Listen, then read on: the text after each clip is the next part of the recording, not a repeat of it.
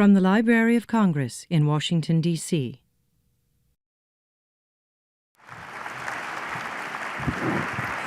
Good afternoon. I have the privilege today of welcoming to the stage our very special and talented interviewer for this program. He's one of the nation's leading philanthropists, a tireless advocate of reading and literacy, a great friend to the Library of Congress, and the individual most responsible for ensuring that there is a National Book Festival year after year, David Rubenstein.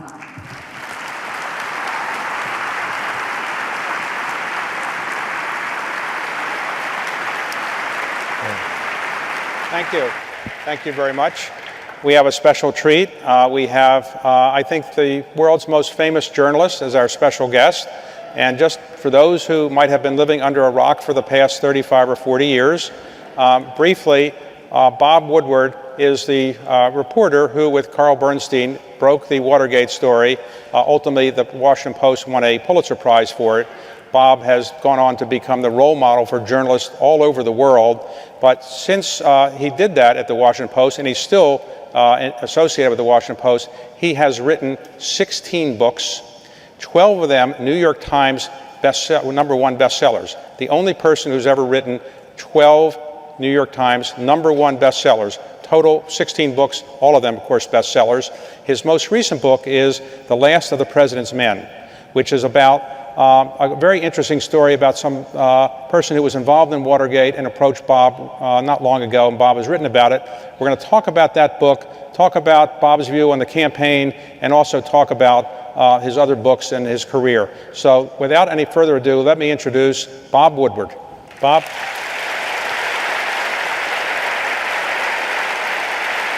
Okay. Thank you, Bob. Thank you. Thanks. So thank you very much for coming. Thank you. So most people would think that Watergate was kind of over in the 1970s or so forth. President Nixon resigned. You wrote some books. There was a movie. You were played by Robert Redford. You have no idea how many women I've disappointed. Okay. I'm sure that's not true, but so I tell you, it's true. During that period, I would make a date with someone over the phone and then go see them, and they'd open the door and go, huh? So I know disappointment because I've seen it.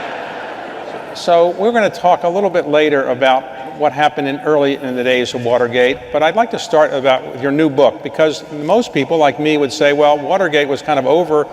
Anybody who's still involved in Watergate, we didn't really think they had any information left to talk about. But then you got some information from a very famous person involved in Watergate. Could you explain how that came about? Yes, Alexander Butterfield, who was the Nixon aide who disclosed the secret taping system.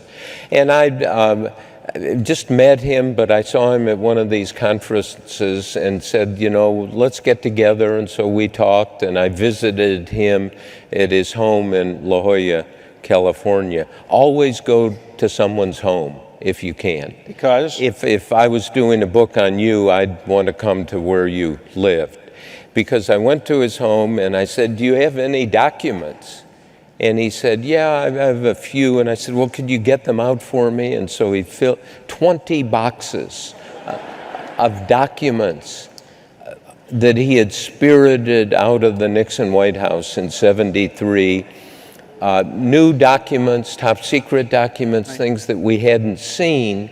And foremost was a top secret memo that Henry Kissinger, Nixon's national security advisor, had sent him, update on Vietnam. And then Nixon, in his own handwriting, said, well, the bombing in Vietnam for 10 years has achieved zilch, nothing, that it's a failure. And this totally contradicted the public position and showed a level of deceit on the war front that was equivalent to the deceit of Watergate itself. Alex Butterfield had been a military officer, and when he left the military, he reconnected with, I think, Bob Haldeman, who he had known in college. and his job was to work as an assistant to Bob Haldeman. But what was his main job in the White House, other than being an assistant to Haldeman? Was he supposed to trail Nixon, or what did he do? Well, he had the office adjacent to Nixon's Oval Office, and his job essentially was anxiety alleviation of the president. And of course, Nixon's anxieties could never be fully alleviated. So it was 24/7, and what Nixon did, if he had something he wanted done, somebody screwed, somebody investigated, Nixon essentially, we know from the tapes and this book, even in more detail, he used the presidency as an instrument of personal revenge. So Alexander Butterfield had the office next to the president.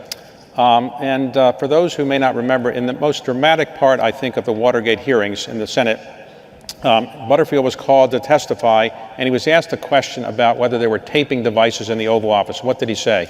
Well, he wasn't sure they were going to ask that. He thought they wouldn't. He resolved that if they asked a direct question, he couldn't lie, because even though he was not under oath, it's technically a violation to lie to the FBI.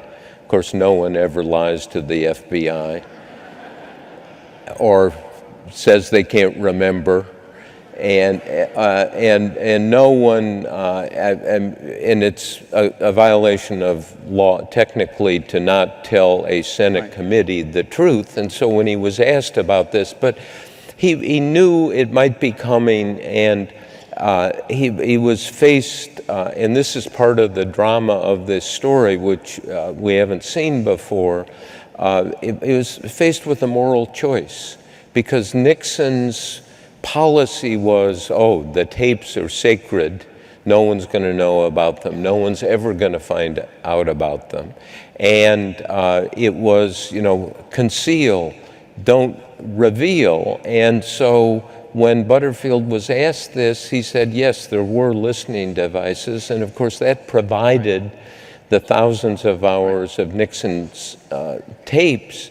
It led to his downfall and resignation. And then there are more and more that come out essentially each season. And we peer into the life and the soul of Nixon in a way we've never seen in another president. When Alex Butterfield was asked in the Senate, do you know if there's a taping device, did the Senate investigator already know the answer to that? Had he already told them prior to that? No, he had, in a closed door hearing, he had told them on the Friday before, but they called him on Monday. Now, somebody told me that weekend that Butterfield had come in and said there are these secret taping systems. I thought, wow, that's one hell of a story. And I was unsure what to do, so I called Ben Bradley, the editor of the Post, and said, there's a secret taping system, and what do you think? And Ben said, well, I wouldn't bust one on it, and I think it's kind of a B+. So I didn't do anything, and then Butterfield testified on Monday, and it was explosive. And Ben, to his credit, came by and knocked on my desk and said, okay, it's more than a B+. So if there had been no tapes, do you think Nixon would have had to resign? No. I think what happened in the trajectory of Watergate, there were all the hearings, there were all the accusations, there were some documents, but Nixon denied everything. And when the investigators asked for the tapes, they had to go to court. And eventually the Supreme Court said 8-0, because one of the justices recused himself, said, no, you have an obligation to turn over your tapes. Within 2 weeks, Nixon had resigned. So when Butterfield testified, was he working at the White House at the time? No, he was FAA commissioner. And was his career essentially terminated by the people who were his supporters because he had told this? Yes, I mean, he paid a price. He went to California. Here he was kind of a Nixon guy, and he had broken omerta. the oath of silence, and it led to Nixon's downfall, and so Butterfield was ostracized, and that is part of the story here of the penalty. We think we have a culture of truth-telling. Actually, we don't. When somebody tells the truth, and it harms others, and it has political impact, the truth-tellers pay, and Butterfield did. He gave you 20 boxes of documents. He didn't say, don't write about this or that. He just said, here, do what you want with them, more or less? Yeah, more or less. And I put them in the book. There were about 70 pages of the documents, so you can see Nixon's handwriting or, what was going on. And it is, to me, I thought we knew everything about Nixon, but this is a new layer of the deceit and the anger, which it just does not subside. Now, in your career, did you ever meet Richard Nixon? No, I was not on his Christmas card list. And I was on another list, though. But, and did you ever try to get an interview with him when he went back to Yes, Carl San Bernstein and I did many times, and he declined. Okay. So let's go talk about the current election campaign, if we could. You're still covering this campaign, and you've covered many political kinds of leaders over the years. Right now, tell us your view on Hillary Clinton. You think that she and Donald Trump, for example, both of them are older than most people who were elected president of the United States, generally. Do you think age is a factor in this campaign? Well, I don't know, but it's interesting. President Obama, who now will leave the presidency at age 55, has said privately that the office and being president has taken a psychological and physical toll on him that he did not anticipate. And physically, he was not getting enough exercise, not walking enough, and so he had a new treadmill installed in the White House residence. And each night, he gets on it for about an hour, hour and a half, and the top aides who send him written material, memos, have to make sure it's in large type so he can be on the treadmill and read at the same time. And he has indicated to people that because the presidency is different now than it was during the Nixon era. It's 24/7, everything comes at you. I think presidents have a concentration of power now. Obama does much more than Nixon did. And that if you were to say this is the age of the American presidency, we in this country and in the world get measured by how the president does. So what you just said is private, so nobody should talk about what you just said about the president's private exercise habits. Right. That's off the record. Off the record, okay. Right. You know what it means. Yes. Off the record means you absolutely and totally cannot use it unless it's really good. So actually, for some people who... And that's not really, that's not surprising that, you see Obama, you know Obama, you see him. Is he aged? Well, I'd say he has more gray hair than he used to have. But, well, how about you? Well, my hair is dark. I dye it gray because I want people to think I'm more mature. That's the reason. But does it work? It hasn't worked yet, but hope springs eternal. So let me ask you, you have interviewed Donald Trump. Yes. Any impressions you'd like to convey? This was 5 months ago. Bob Costa, reporter at the Post, and I interviewed him, and first of all, he wanted to kind of do this on the phone, and we said, no, we want to do it in person. I've never really met anyone who has the capacity to measure in the moment the reaction he's generating among the people he's talking to. In other words, the reaction to himself. And so he's face to face, very careful, not hostile, not angry, but in the text of the interview, he said some things that, let me confess, I thought afterwards, maybe these things are so raw that it will hurt him or maybe finish him. Because one of the things he said was, I bring out rage in people. And he said that with pride. Now, you worked for Jimmy Carter, and presidents have to bring people together. Camp David Accords was an example of you can't be president and bring out rage in people, but he does, and he thinks it's a good thing. We asked him about the economy, and he said he thought we were going to have an awful recession.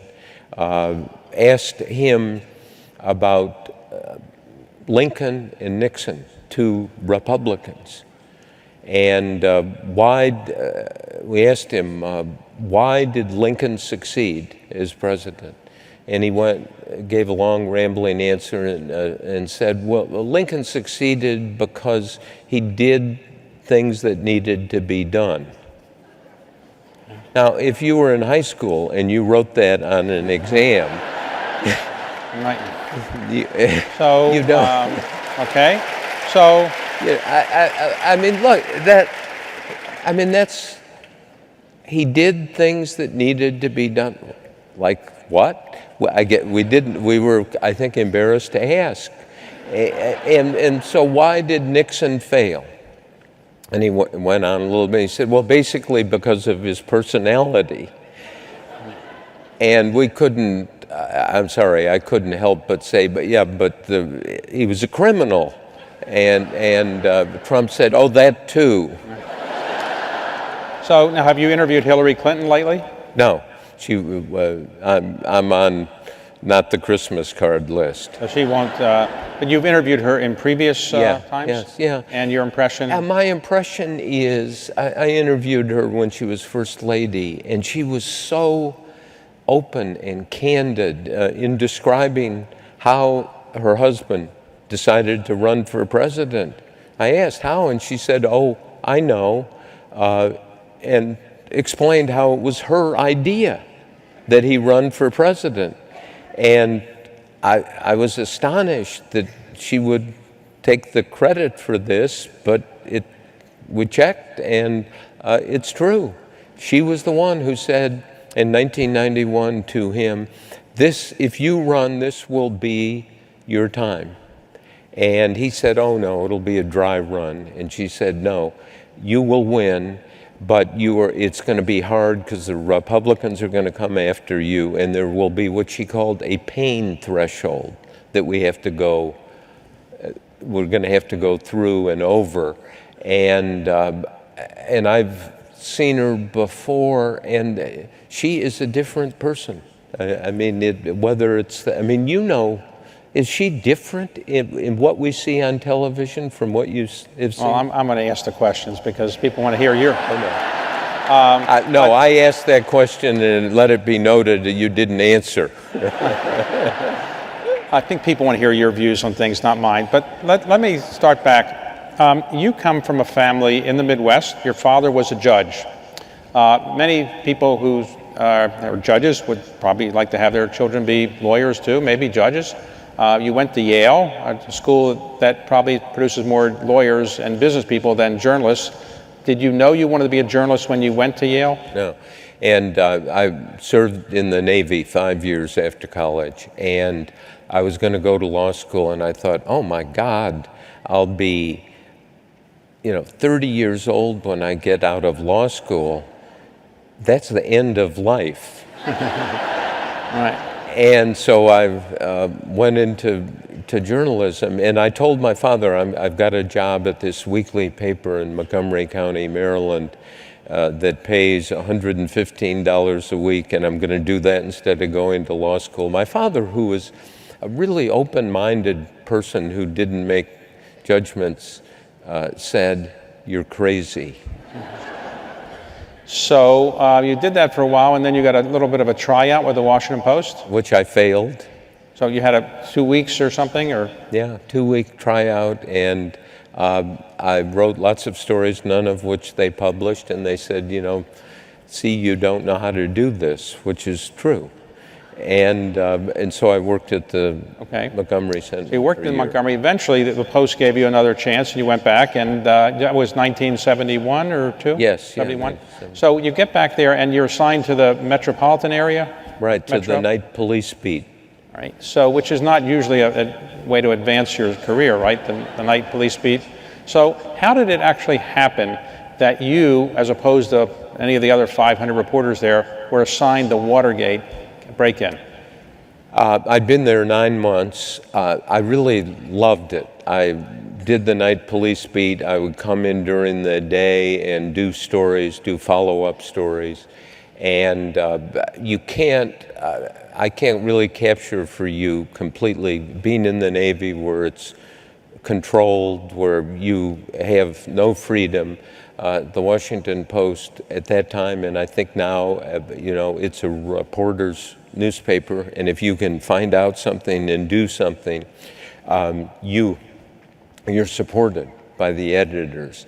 And so the morning of the Watergate burglary was this Saturday morning, June 1772, was one of the nicest days in Washington by far. And the editors met. This burglary looked like a police story, and they said, who would be dumb enough to come in and work this morning? And immediately my name came up. So they called you to come in? Yeah, and they called me to come in, and I went to the arraignment, and the judge, and here are the 5 burglars in business suits. Now, I'd covered the police beat for 9 months, and I'd never heard of a burglar with a business suit, let alone 5 of them. And they stood there, and the judge asked the head, James McCord, where did you work? And McCord went, CIA. And the judge said, speak up. And he said, CIA. And the judge said, speak up. And he said, CIA. And I was sitting in the front row, and I think I said out loud, holy shit. Did the judge hear you say that? No, I don't think he did. But, you know, and it turned out this guy was head of security at the CIA, the head of security of the Nixon re-election committee. But at that point, you didn't think this was a story that was going to really touch Nixon, I assume. Yeah, you never knew. Bernstein knew. He had a nose for it that, quite frankly, I didn't. So you began to develop the story, but for many months, people were skeptical this was anything more than a break-in by some rogues, let's say, and nobody thought really that it was Nixon behind it. Is that correct? Other than Carl. Okay. So, but you began to go do a lot of research, and you published stories. Many of them used stories that were cited sources that you couldn't disclose. Was that a novel thing at the time to not be able to disclose their sources? It happened a lot in diplomatic and political reporting, but we instituted a 2-source rule. But at the same time, as you look back on this, it was very risky. Not for Carl and myself. We were young. I could have maybe still gone to law school if it turned out not to be true. But the risk was borne by the editors, and particularly Ben Bradley, and the owner, Katharine Graham. So when you began to write some stories that turned out not to be accurate, and it was proven they weren't accurate, did you get in trouble? Yeah, well, we made some mistakes, but they were mistakes in form. Actually, if you looked at the coverage, the stories as people have, they were very conservative and careful and unintentionally understated. So where were the other major newspapers? I mean, you and Carl Bernstein get a lot of credit, maybe all the credit for breaking the story, but where were all the other major newspapers? What were they doing? Well, it was a police story. You had to go, and quite frankly, it was Carl Bernstein who had well, these people won't talk, so we have to go see him at home and knock on their doors. And that's what we did. And we got clues, and we had Mark Felt, who was Deep Throat, the number 2 in the FBI, guiding us in a very secret way. And we kept finding pieces of the puzzle that said, no, wait a minute, Watergate isn't just one thing. It's a series of sabotage and espionage operations launched by Nixon. Now, in the movie, there's a famous thing about Deep Throat, and where did that name come from, by the way? The managing editor of the Post, Howard Simons, it was on Deep Background, and so Howard says, oh yeah, your guy Deep Throat, and so the name stayed around. So did you actually go into the garage and all that? Yeah, exactly. And he was not worried that you would disclose his name? Obviously not, I guess. But I think he probably was worried, but we made an agreement. You make those agreements with somebody and you try to stick to it. So Mark Felt, who was the deputy head of the FBI but wanted to be the head of the FBI, what was his reason for talking to you? Yeah. Complicated, like all human motivation, some high road, some high purpose, that this was too corrupt. And at the same time, he was very upset he did not get selected to be FBI director. So most people, let's say, were playing the parlor game for 20 or 30 years. Who is Deep Throat?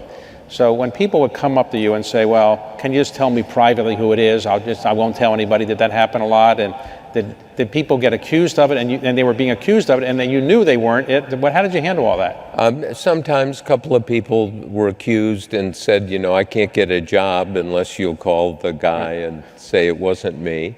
But it was, we agreed, and I told my wife, and Bradley knew. And I hate to be so practical about this, but when there was this parlor game and I'd go interview people, and I remember going to see a senator about a sensitive subject, and he said, oh, my wife said to me, he never told who Deep Throat was, so he's not going to tell who you are. And so it helped in the work that people knew.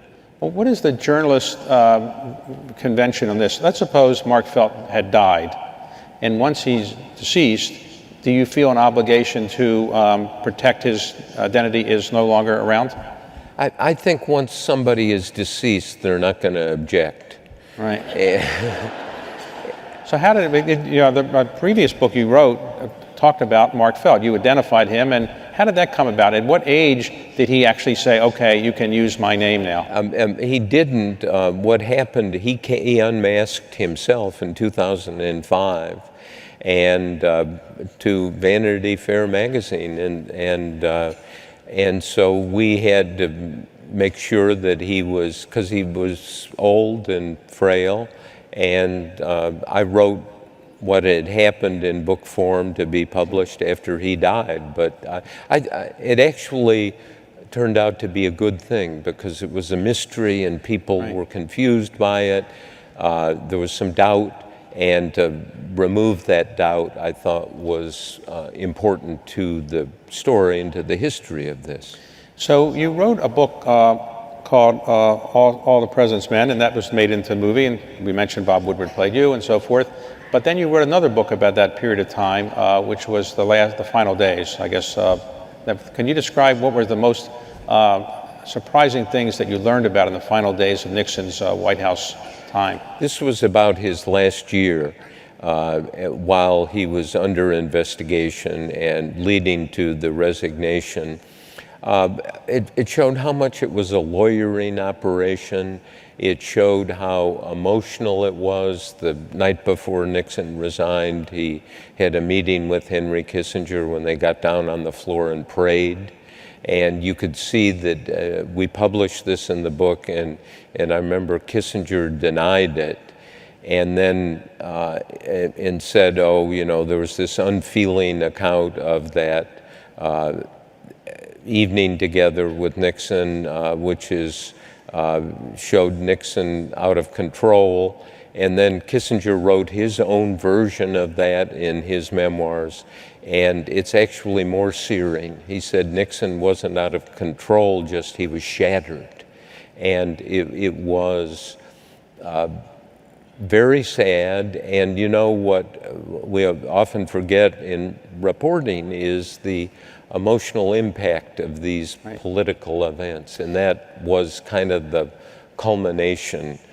So how often does it happen that somebody calls you up and you're a reporter and says, I have a great scoop for you, and it turns out not to be much, or it turns out to be great? I mean, does somebody... Never enough. Never enough?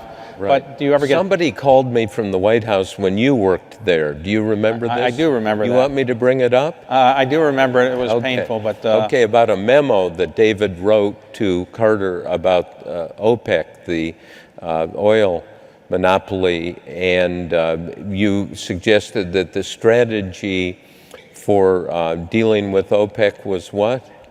To blame it on Bob Woodward? I don't remember, but... Actually what it was to declare war on them, essentially, yes. Right. At the time, he was stopping back from a trip to Japan in Hawaii, and they were going to spend a couple days there, and I think the sense was that maybe he should come back and deal with the energy problem and deal with it directly. I think that was the essence of the memo, but I'm not sure the reporter got it right. But anyway...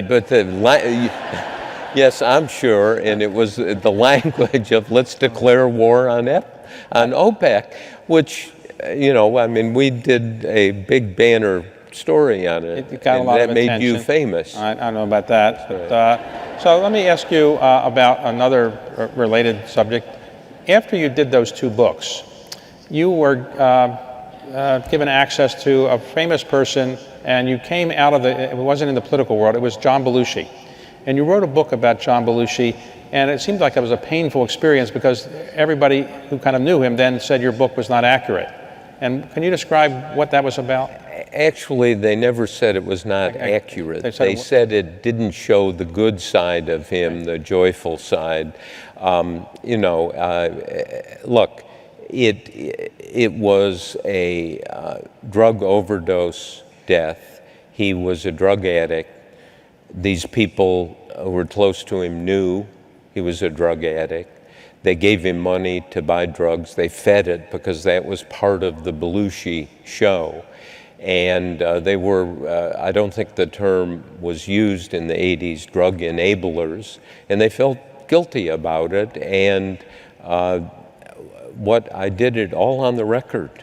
They were all confessional about, what they did. And the end result was tragic and sad, and they didn't like it, and I think some of them thought they should blame me, the messenger. Your next book was about the Supreme Court, and that's a place that very few people, maybe nobody, had ever really gotten access to the justices. How did you get access to the justices or their clerks, and how did that come about? And what did you learn in that book that was really most interesting? It was sitting there, with the court, how does it really function? And one of the justices, Justice Stewart, I wanted to talk to him. I finally came to his house, and he outlined the brethren. He was quite angry at Chief Justice Burger, and we realized this is an important story. We got 5 of the justices to cooperate. 140 law clerks, boxes of documents, of drafts and memos, and it was kind of a shock to the legal community when it came out, and it was denounced.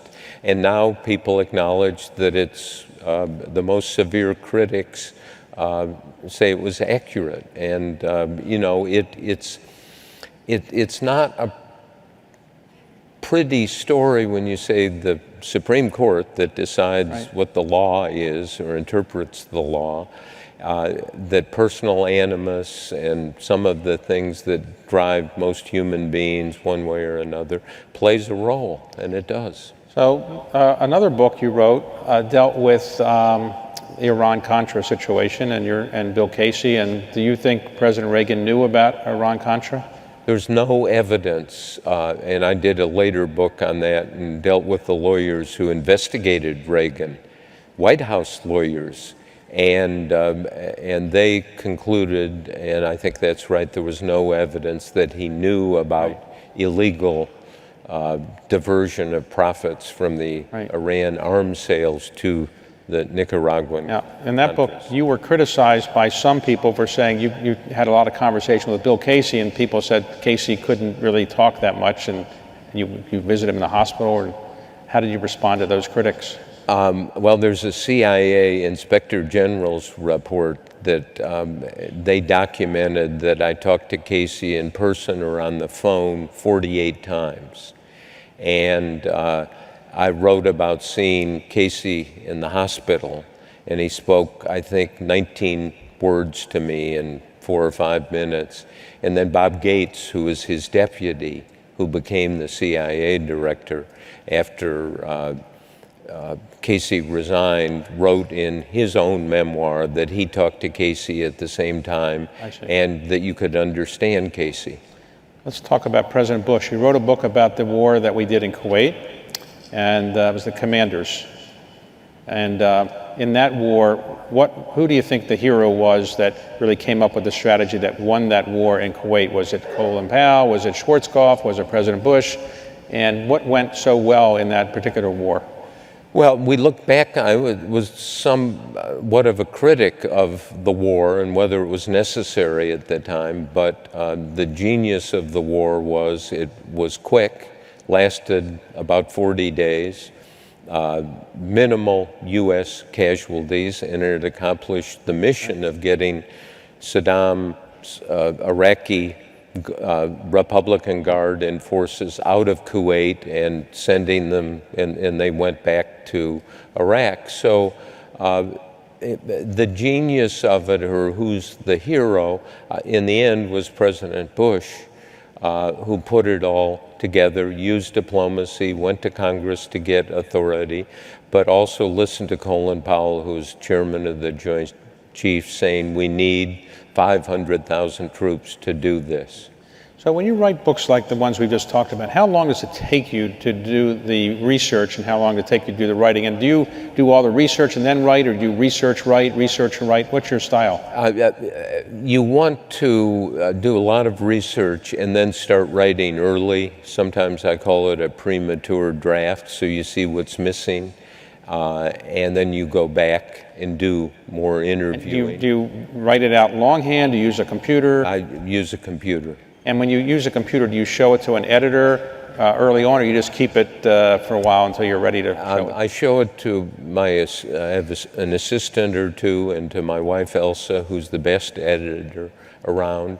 And it's a process of you add to it, and then I show it. Alice Mayhew at Simon & Schuster has been my editor on all 18 books. So some people have a theory, it's maybe my theory, that if you're a journalist and you're writing for a daily publication, let's say the Washington Post, somebody might be less inclined to talk to you because whatever they say might be in the newspapers the next day. But if you're talking to a book author, you figure, well, this will come out in a year or two and I won't care about it. You think that's true or not? I think, no, it's somewhat true.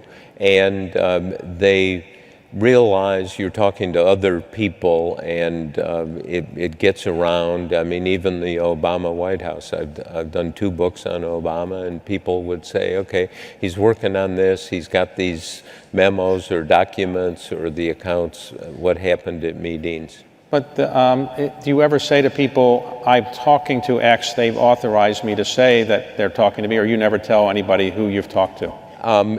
Some people are willing to talk on the record, most just on background, except presidents. When you interview a president, I don't think you can talk to a president on background. So when I've interviewed Bush or Obama, it's always on the record. So for people who may not be familiar with the journalist terms, off the record means, again, you can't use it. Can use it anytime. Well, except it doesn't mean you can't find it out elsewhere, and because you can't, flush it out of your mind.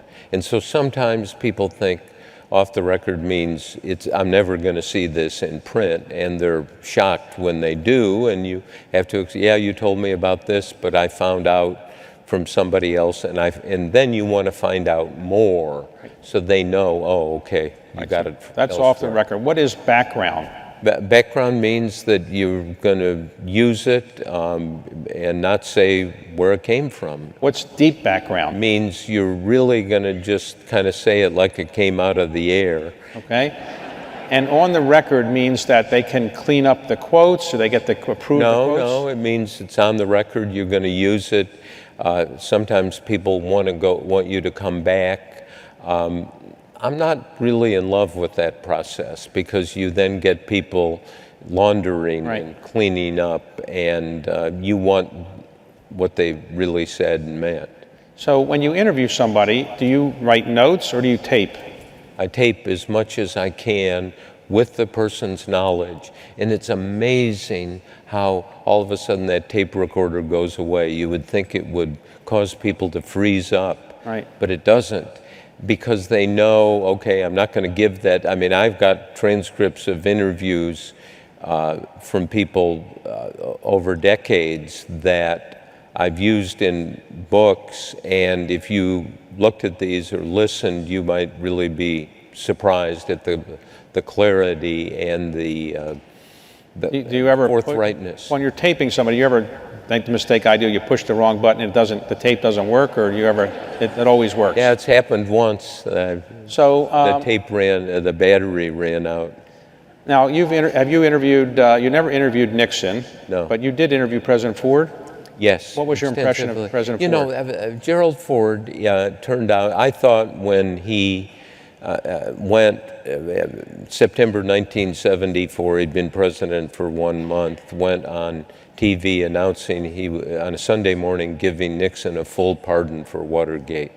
I didn't see that. I was asleep that morning, and Carl Bernstein called me up and said, "Have you heard?" And I said, "I haven't heard anything. I was asleep." And Carl, truly the ability to say things with the fewest words and the most drama, said, "The son of a bitch pardoned the son of a bitch."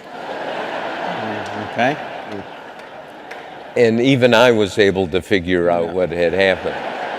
And I thought, it's the perfect corruption of, Nixon's the one behind all this. He gets a pardon. There was an aroma of a deal. I later, for the book Shadow, 25 years later, met Ford and interviewed him for the first time, kept going back to him, and he really explained what happened. And what is important is I think what Ford did was really courageous rather than corrupt. He had to move on beyond Watergate. The only way to do it was pardon Nixon, because Nixon was going to be investigated, certainly charged, might go to trial, might go to jail, and as Ford said, we'd have 2 or 3 more years of Watergate. The country couldn't stand it. You think had he not pardoned Nixon, he would have been reelected or elected? Ford? Obviously that's if history, you don't know. But Ford, in having the luxury of time, I could go visit him at his home in Colorado or in California, and I think we peeled the onion on that pretty completely. And what was a shock to me was how wrong I had it. I thought it was the absolute corruption, and the Kennedy Library gave him the Profiles in Courage Award for pardoning Nixon, and I watched that, and it's true. It was a cold shower, and then I realized, how humbling, how, to be honest, humiliating it was, because I was sure it was corrupt, and then you examine it 25 years later, and it's the precise opposite. It's courage, and so that puts your judgmental, the part of your head in slow motion. Don't rush to judgments. You may have it absolutely wrong. Did you ever interview President Carter? Yes. And what was your impression of President Carter? Well, the first interview with him was his first month in office, when I found out that King Hussein of Jordan had been on the CIA payroll. And we called the White House. And I remember Jody Powell was the press secretary. I hadn't covered the campaign, and I said there's a secret operation of paying King Hussein. The CIA does it, and the operation is called No Beef. And I remember Jody Powell going, "No shit." We didn't deal with stuff like that in Georgia. Right. And then he said, "You and Bradley come see Carter tomorrow morning at 9 o'clock. And Carter, off the record, confirmed it. But Ben asked him, will it harm national security if we publish this? And Carter said no. And of course, Brzezinski, who wasn't invited to the meeting, went nuts afterwards. And we published it, and Carter went up to the Hill and said some things that were not factual. And I was distressed that, again, after all of Nixon's saying things that were not true, I was distressed that Carter kind of couldn't face up to what happened. Did you ever interview Reagan? No, he would never do an interview. And did you interview George Herbert Walker Bush? He would never do an interview. He had been Republican National Committee chairman during Watergate, and I wasn't on his Christmas card list either. Did you ever interview Bill Clinton? Oh, yes, yeah. And your impression of Bill Clinton? Oh, Clinton, what an interesting interview. It was, I think it was 94, I was doing the book, The Agenda, on his economic policy. It was a background interview, but he's talked about it. And what, you go into the Oval Office and he drills you with this eye contact that is almost a gravitational force. I've never known, he doesn't blink. Now, you blink all the time. Right. I blink all the I think ever since he was 5, he decided he wanted to be president and realized contribute every organ in the body to the task, including your eyes. All right. And so it creates that sense of intimacy, slows time down just a little bit, and did this interview, and I thought, oh, yeah, because you are the only person who exists, and no blink, focus, gives paragraph answers, and I was thinking, oh, he realizes how brilliant my questions are. And I left the interview thinking, what a great interview, such insight, I can use all this. And then I had a transcript made and read the transcript without the eye contact, and it was mush. But it sure felt good.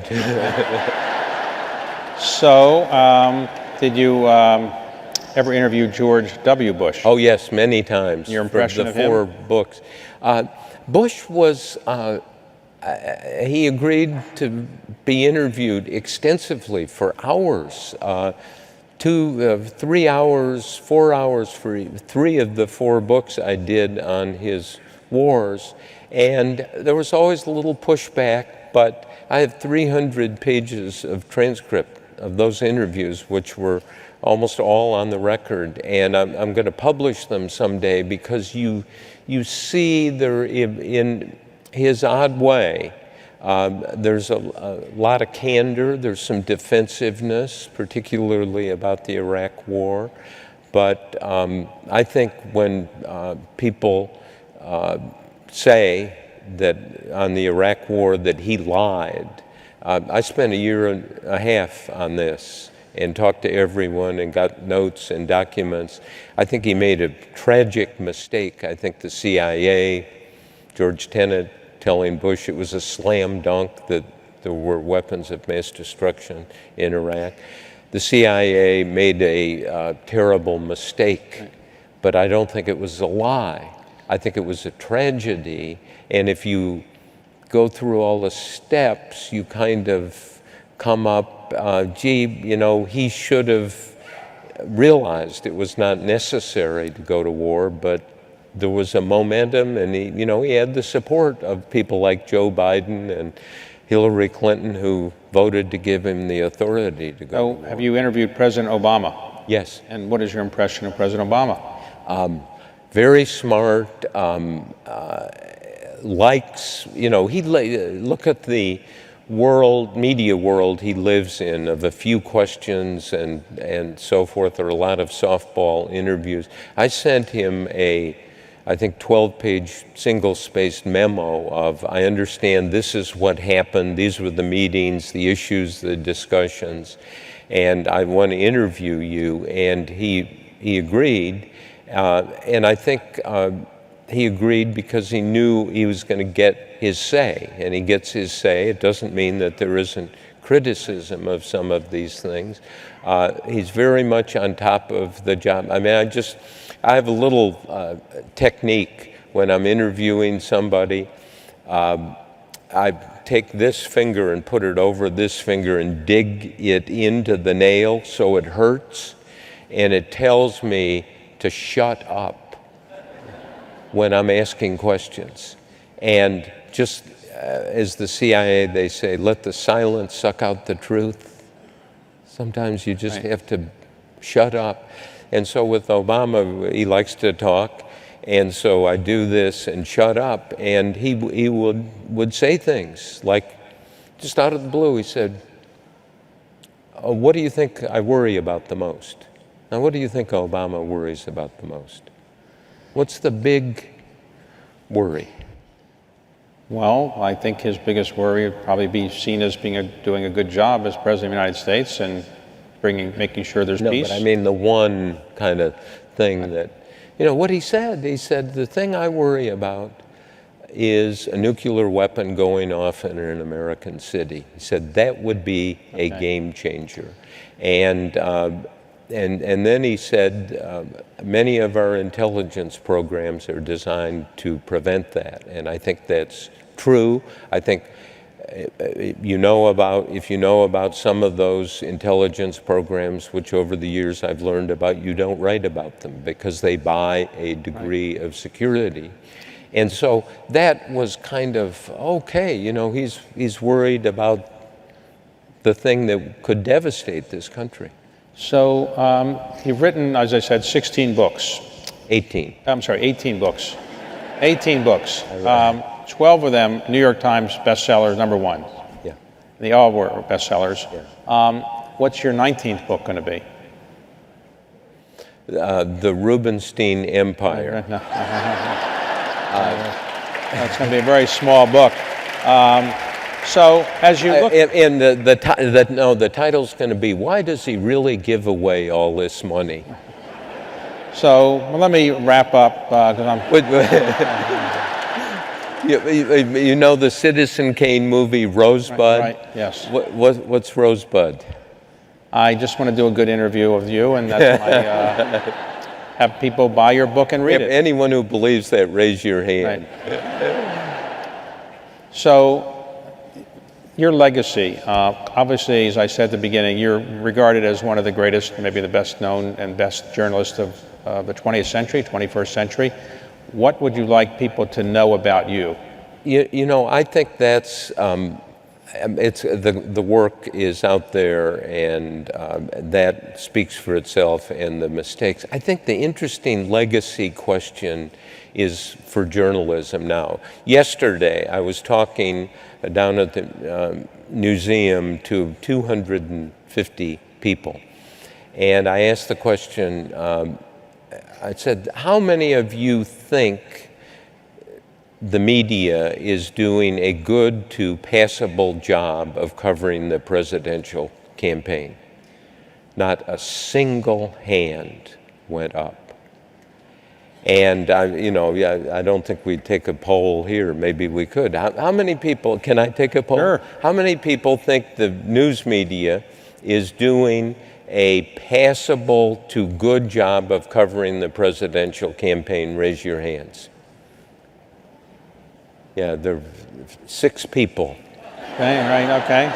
Out of 2. Now, That's sincere. They're not making that up. Part of it is it's fun to dump on the media, but we need to face the fact that we've lost the trust and confidence of a large majority, a vast majority of the public. It'd be like if the Carlyle Group, was going and you kept losing money. There comes a point where you have to say, hey, we're going to have to deal with this. We are going to have to deal with it in the news media. I do not have the answer to how we do that. The new owner of the Washington Post, Jeff Bezos, the Amazon CEO, has said to me a year ago, make sure because he asked me, he said, could we have known about Nixon earlier? And I said, I don't think so, but we could have done a better job. And he said, to his credit, he said, okay, we need to make sure that we provide in the Washington Post as much background on who these people really are. And he said, the goal is that no one can go to the polls in November and say, I couldn't find out who the final candidates were. And that's exactly the right goal. And he said to me, you tell Marty Barron, the editor of the Post, Bezos, like a good CEO, was totally breaking the chain of command and said, pass on to Marty, he will have the resources to do this. And if you talk to Marty Barron, he'd say Bezos has delivered. We have many people, we have 40 people covering the national campaign one way or another. It's more than the New York Times. And we have had some fabulous stories. We've done a book on Trump. Now, are people going to get up and applaud? No. I mean, we still are distrusted. We're still on probation, and we need to figure out how to get out of probation. That is the monstrous problem we've got to confront. So as a journalist, you have quite a legacy. Do you have two daughters? Do they want to be journalists? One, Tally, works at the Columbia Journalism School, administers the master's program there. The other's a sophomore in college, and she couldn't run further from journalism. Right. Okay. Bob, I want to thank you for all the great books you've given everybody. It's great. And thank you for a great job. Thank you. Thank you. Thank you.